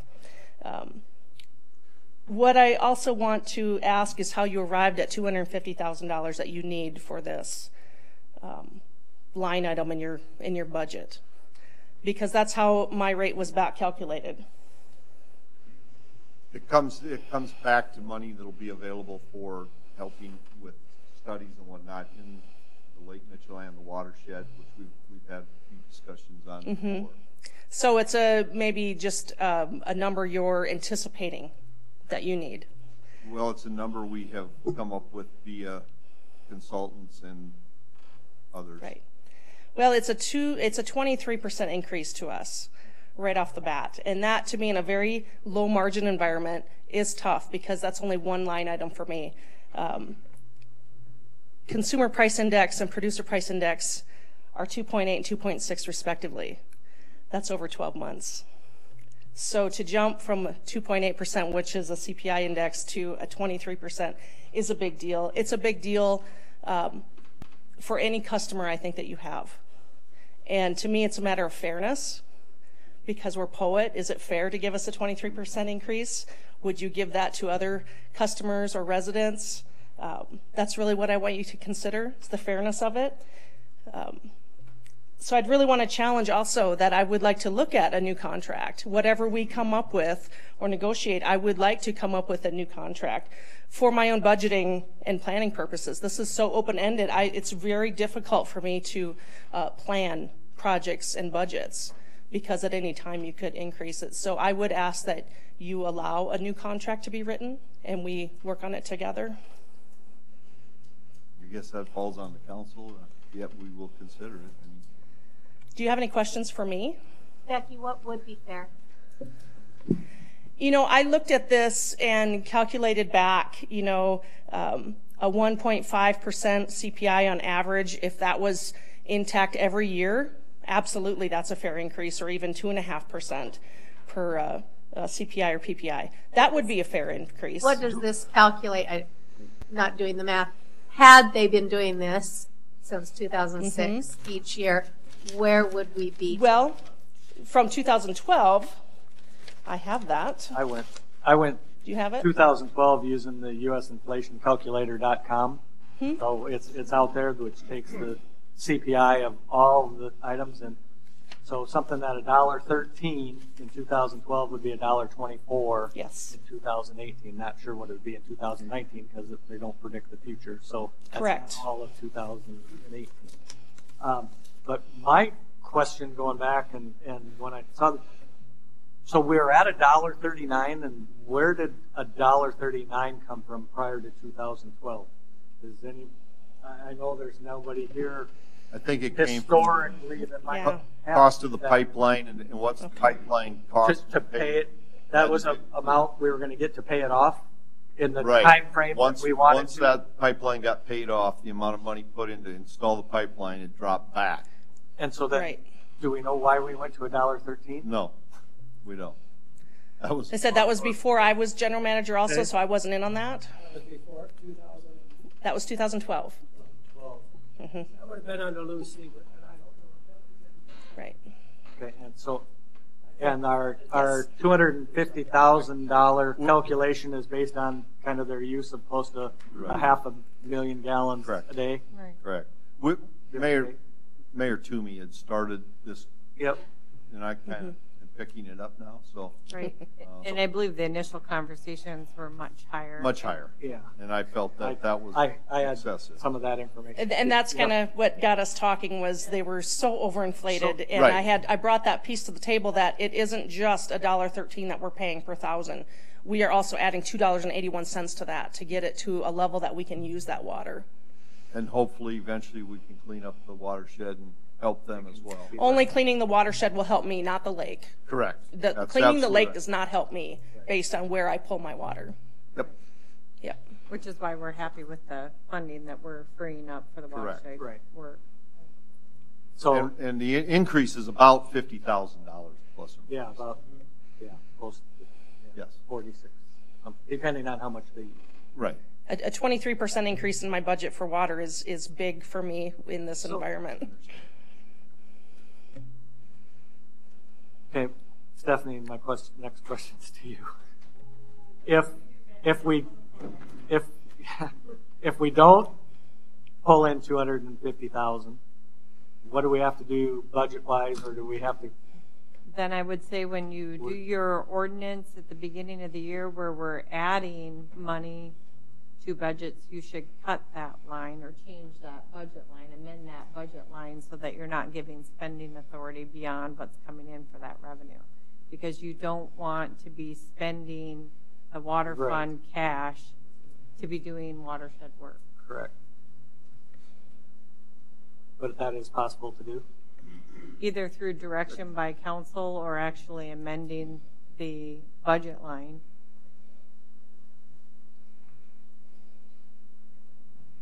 Pretty sure if council and mayor tells us not to spend it, we're not going to spend it. Just saying. Just saying. Just for the record. Well, as I looked at the 22 plus or 23% increase, kind of, if we could have done a little bit over time, maybe, but I didn't know any of the info in between there. I did calculate, and if there's $1.25, it'd bring in 225,000 if they're using it at the same rate. If it was $1.25 from $1.13, and I'm saying because I'm assuming there's going to be a little bit of consumer price increase in the last half of 2018 because USinflationCalculator.com only goes through each quarter of the year. And so saying that it went from $1.13 to $1.24, saying 2019 would be $1.25, at least we could say $1.25, we'd have 225,000. But the underlying thing is I'd like to know kind of what do we expect going forward instead of just from a city standpoint. This is great. We hold all the cards. I mean, it's exactly my reason for asking for a new contract. But we don't do that to. You got a budget. We don't do that to other. I mean, we don't do that to our citizens and other people that we. We don't, and it has been quite a period to, of time since there's been any increases. Right, but which was what kind of spurred Mayor Toomey into looking at this. Right, so, right. Especially since the infrastructure was paid off. Correct. Yeah. And we weren't able to determine why it dropped other than the infrastructure. I guess that money somehow figured into how the infrastructure. As one of those that were sitting here in 2012, right. I'm trying to go back why we dropped it. I know the infrastructure is paid for, and I know it was heavily on recommendation from probably department head and the mayor. Sure. I'm not trying to pick anybody, but obviously we lean our department heads a lot to do that. The question now is sitting here knowing the price is, obviously we probably clearly dropped it too far. Because if you look at where we're at and where we went back down to, maybe it didn't. Maybe it shouldn't went that far down. July 2012, and I don't remember. They had a reason prior to that. I don't know if there's a way we can look at if there's any minutes at all. Did you guys try to look at that? I think they did quite a bit of research trying to figure out why it went down, and there was not documentation to point to. Remember, or maybe a phone call to Tim again might give us some idea. It's not clear. I was sitting here and I probably voted for it, but now that we're getting to this point, sounds like they had a pretty good deal for the last 6 years also. There's another way to look at it because we went from 139 down to 113, and maybe we should have never went down to 113. Maybe we should only went down to 124 or something at that time, and now we're renegotiating up higher or something. So there's double advocate here is all I'm trying to say is. I just can't remember the reason. Yeah. I understand an increase, and I would agree with an increase based on a CPI or something of that nature, but to hit me at 23% in one shot is Correct. A little tough to take. Yep. No, I understand that. I was just saying that we should have stopped at like $1.20 in 2012. And I can say that because I wasn't in office at that time, right? I was sitting here. Yeah. I don't know what I said. Yeah. We weren't able to, the research is really vague on this whole subject. Okay. So, Maybe I should ask that.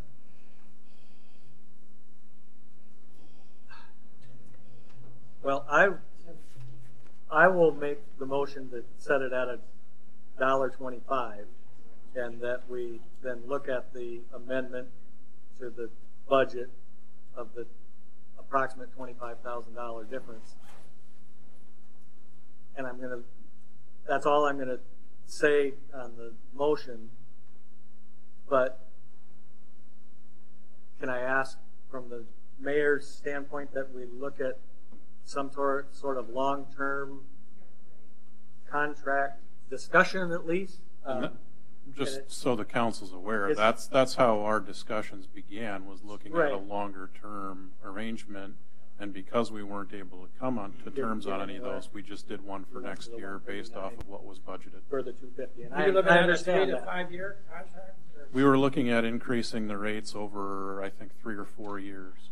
we did meet with Becky and Somebody. a VP from, right? Who was the gentleman you brought over? From the corporate office. Right. Yes. And had the discussion, and then that's where we really didn't come to terms on any new contracts or anything. And then as we looked at it, we said, well, we were at, was it $1.38 or whatever it was when the infrastructure went in. So you went back to that, Rough. and- Yeah, just a little penny higher. And looked at what they're using, and you have $250,000. Correct. So I think everyone's intention was, I think everybody wants to get to a longer term agreement that's agreeable to both sides. However, we like this contract. Yeah. I know.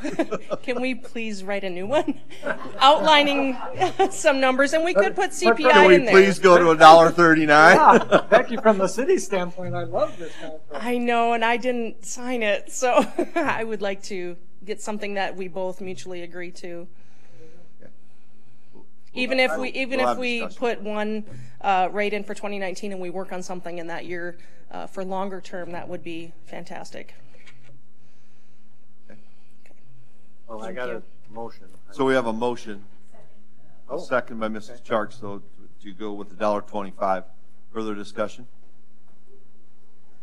Anybody in the audience wish to address this? Any more comments, Beck? No. All right. Thank you.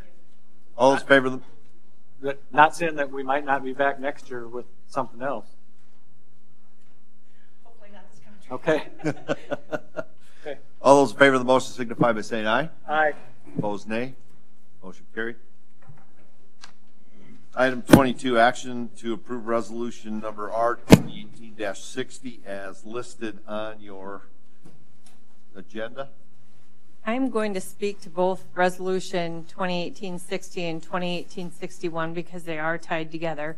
Both of the resolutions will give you the final funding authority for the SRF loan that we have applied for Sanborn. The first resolution, 2018-60, is for the drinking water portion of the funding, and then the second resolution, 2018-61, is for the sewer facilities improvement. The reason why we have those separated, if you remember, the sewer improvements are the ones that also free up the grant opportunity for the watershed work. So that's why we applied to both funding mechanisms, knowing that we would get the grant portion tied to the sewer improvements. So if that's clear as mud, I can certainly answer any other questions that we have, but this is required as part of the loan application that the city has made through DENR for the SRF. Move to approve. Motion by Mr. Allen, second by Mr. McCardle. Further discussion? And we're just taking one at a time. One at a time. Yeah, this is 22. Can't lump them. You can present them lumped together. We got to vote on them separate, right? Correct, as I understand it. Okay. Further discussion? Anyone in the audience wish to address this? My only thing is I apologize about the really long title that came from bond counsel, so we can't shorten it that up at all. I didn't want to read all that. As written? As written, that's right. All those in favor of the motion signify by saying aye. Aye. Opposed, nay. Motion carried. Item 23, action to approve resolution R 2018-61 as written on your agenda. Move to approve. Motion by Mr. Rice.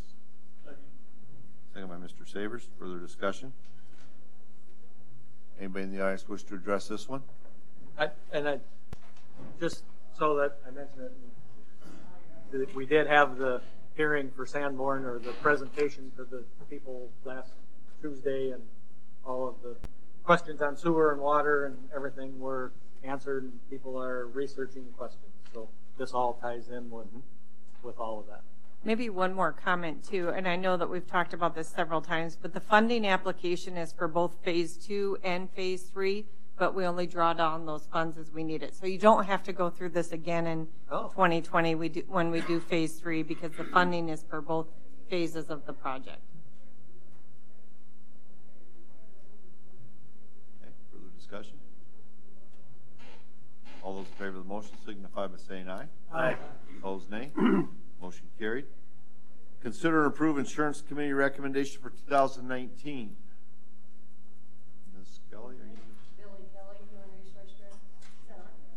Oh, Billy Kelly. Well, I never get to talk at these things, so which is a good thing. Anyway, I'm sure you've all reviewed the report that I submitted, and I want to thank everybody who was on the insurance committee, which includes Kevin McCardle and Dan Allen, and Stephanie is the one who came up with a really good spreadsheet that helps figure out what the rates are.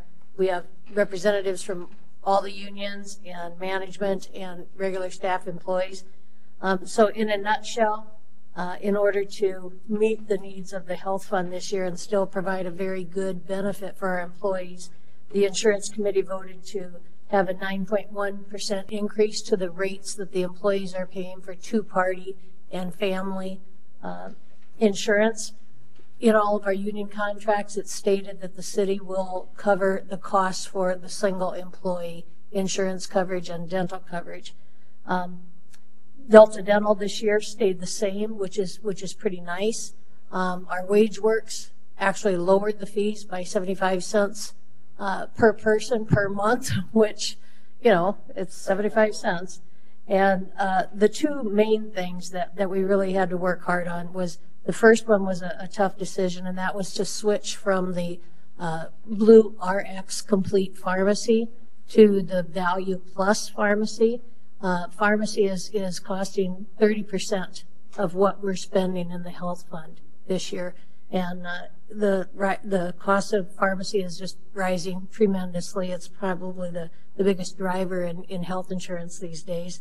So what we did is we were able to save $60,000 a year by switching to the Value RX plan. 50% of Wellmark's customers have now switched to that. What it does is it takes us from a 4-tier drug plan to a 3-tier drug plan.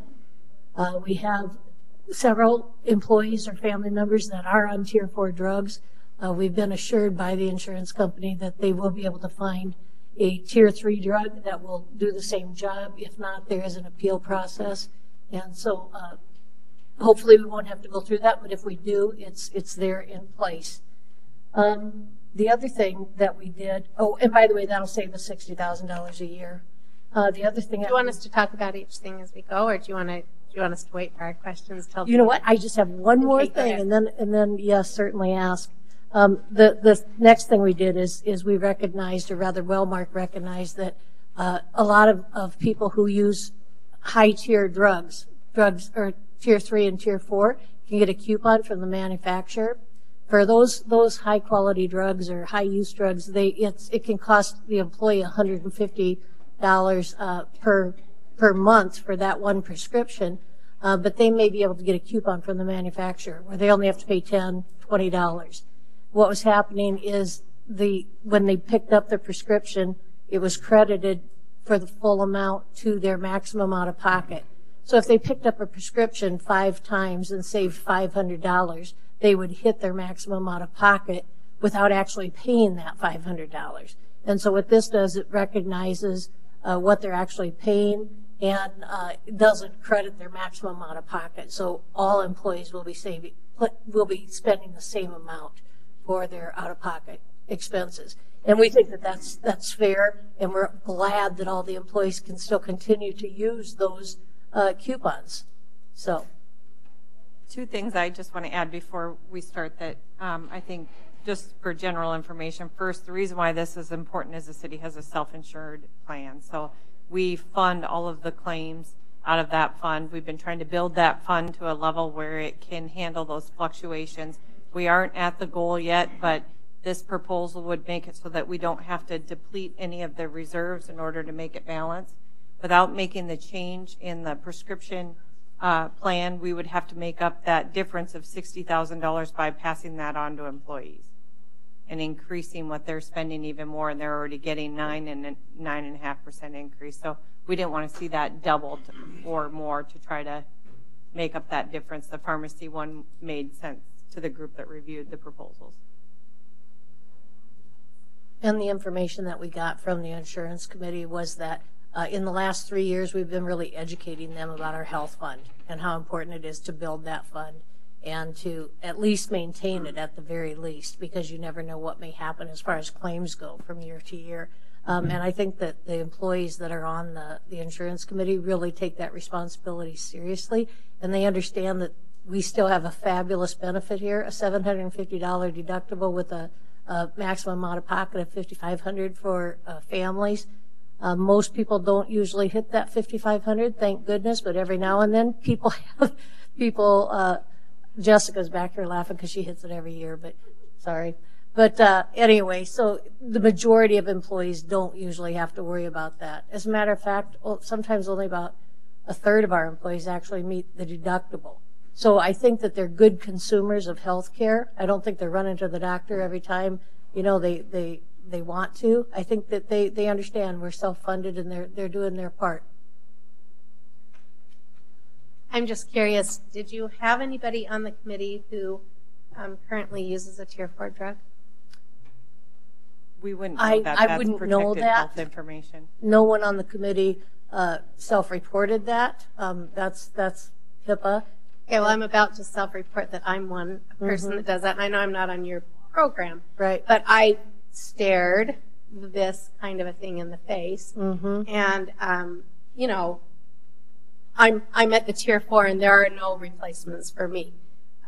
We're the last line of defense, and so when I saw this, I'm like, in fact, I called Brian up and I said, Brian, what do we say? What do I say about this? Because, and I don't know how many people you've got that are on Tier 4 drugs, but I can tell you, and you're right, there are coupons for a lot of those companies, but I also know that for the ones that don't have a coupon, there typically are not replacement drugs at the Tier 3 level that can be used for those. So I just circled that in big letters and wrote concern because I'm concerned. Right. Obviously, I'm not going to hold things up, and I'm one vote of many, but to me, that's kind of a red flag, just because it hits home to me, and I know it hits home to other people probably in this room that have people in their families that are currently using those Tier 4 drugs. But what I heard from concern from the committee is that our rates are already at a rate where if it goes up double what the two-party and family rates were going to be, we're no longer competitive then with what other cities are offering. After doing what we did with the salary study to bring wages and benefits up to a competitive level, employees were concerned about not having that to offer employees and losing some of the ability to fill those. My other understanding was they have an opportunity to go through an appeals process. And I was just going to say that the fact that you have an appeals process brings me some consolation. And I think your point is very well taken. Although nobody reported that they were on Tier 4 drugs, several members of the committee, myself included, have family members or different people that are on those types of drugs. And we understand that.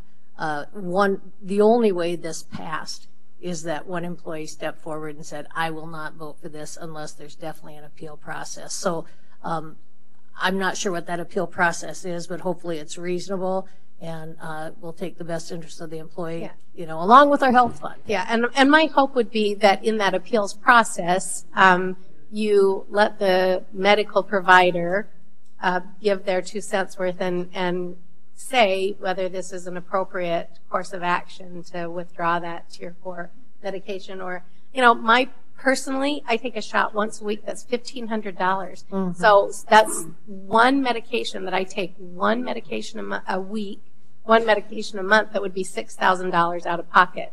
And should my insurance company say we're no longer going to be covering that Tier 4 drug, and our family makes a good salary, but I think, gosh, what if I were having to pay that $6,000 a month for that one medication?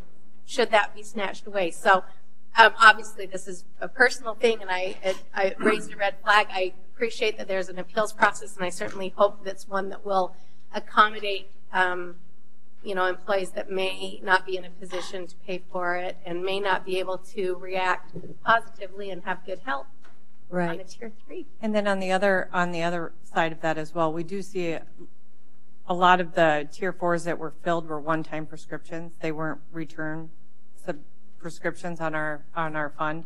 But keeping in mind, the city's contribution already went up $300,000 this year.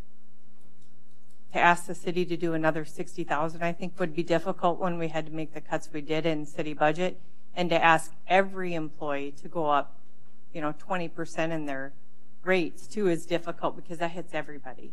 So with understood, I just want to make sure that we are allowing an opportunity for those people who desperately need to be at that Tier 4 to have an opportunity to appeal that. That's all I'm asking. I appreciate you stating that. The committee feels the same way.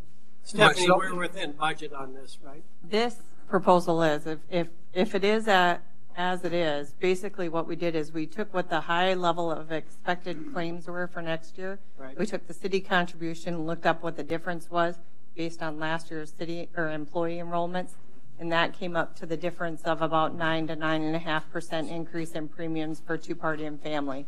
So that's kind of, as the committee walked through it, that's how we landed where we were. And myself being on the committee, I think I'm the only guy on the committee that probably isn't taking advantage of the city health insurance. And they are all very happy with it. And I don't think anybody in the room that works for the city has a complaint about their health, about the health insurance. I don't think. I mean, we felt it was a good policy, and we went. I think it's all great. It's just that one little tiny thing that really jumped out at me. So now I have it in front of me. Little tiny, that's $60,000. Yeah, actually, I have it in front of me now. If I could just say to that $60,000, that's a savings to our plan. Out of the people that are on Tier 4, if even 3/4 of them were able to find a Tier 3 substitute, because from the research that they've shown us, sometimes it's a Tier 4 because it's the last resort, and sometimes it's a Tier 4 because the drug rep just walked in the office yesterday. You just never know. And just so council knows as well, the employee premium increases is generating $46,000. That's to get to the 9 and 9.5% premium increase. That's the anticipated increase coming from employees. I know I wasn't there at the meetings, and I'm on the board, but I had different commitments those days. But I know you've done a lot of work on it. I've read your emails, and I appreciate it. So I want to make a motion to go ahead and approve the committee recommendations for insurance. Okay, I'll second it. Motion by Mr. Allen, second by Mr. McCardle. Further discussion? Did you want to say? Anybody in the audience? One person left. Do you want to address this? All right, all those in favor of the motion signify by saying aye. Aye. Opposed, nay. Motion carried. Now we'll move into executive session per South Dakota Codified Law 1-25-23, legal.